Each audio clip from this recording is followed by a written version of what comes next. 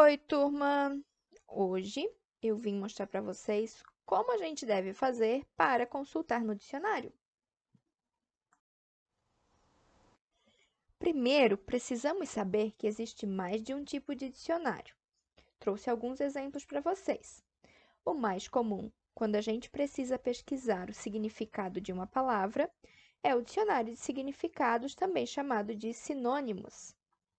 Mas existem dicionário de antônimos, que são as palavras contrárias, enciclopédias, que é um tipo de dicionário que, além de trazer significado, vai trazer outras informações sobre algum caso, algum fato histórico ou alguém. As traduções, então, nós temos os dicionários de língua, dicionário inglês-português, dicionário português-inglês, dicionário espanhol e português, português-espanhol e assim por diante. Existe até dicionário de rimas. Quando a gente precisa rimar alguma palavra, podemos pesquisar um dicionário de rimas. Lembrando que existe dicionário físico, que são os impressos, e hoje a gente encontra com facilidade dicionários online, né, de todos esses tipos e mais alguns que a gente precisar. E você, já se pegou alguma vez lendo algum texto, alguma informação, alguma questão, sem saber exatamente o que aquela palavra queria dizer? O que a gente precisa é ir a um dicionário para pesquisar. Isso mesmo. E como a gente pesquisa no dicionário? Primeira coisa que temos que fazer é observar a ordem alfabética. Alguns dicionários trazem as letrinhas com um buraquinho, né, vazado nas páginas que a gente consiga ver melhor. Então, a gente vai seguir a primeira letra da palavra e abre direitinho onde se apresenta aquela letra. Dicionários que não têm essa página vazada, esse buraquinho para a gente ver a letra, a gente consegue observar que tem risquinhos ou cores diferentes na beirada quando ele está fechado. Então, cada risquinho desse representa uma letra. Então, a gente vai na ordem alfabética: A, B, C, D, E e assim por diante, e abre exatamente onde inicia a letra que a gente está procurando. Quando abrimos a página, tem algumas coisas que precisamos observar. Primeiro, lembramos que cada palavra que está em negrito, que está destacada, é o verbete, são as palavras do dicionário que vai trazer o significado ao lado. Algumas têm mais de um significado, então muitas vezes eles estão numerados.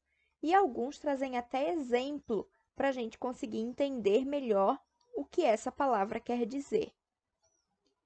Lá em cima na página, nós temos duas palavras.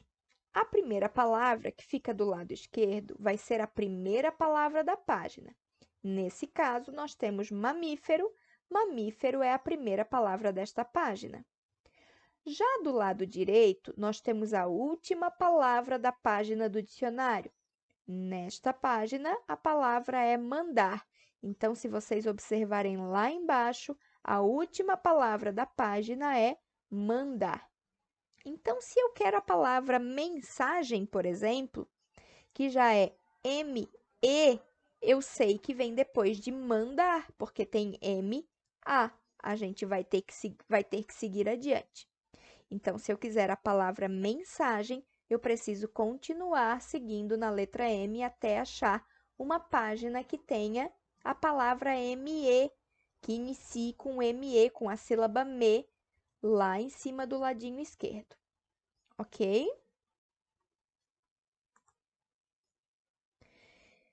E para a gente entender os significados ou as classificações das palavras, temos que prestar atenção nas abreviações.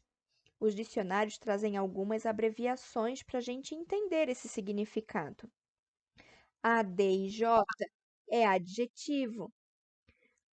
A gente vai ter a abreviatura, advérbio, antônimo, artigo e assim por diante.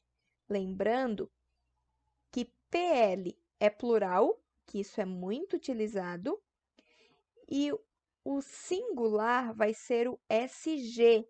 Cuidado para não confundir nem com S de substantivo, nem com sin, que é de sinônimo, ok? O V representa o verbo, então esses vão ser os mais importantes, mas temos outros.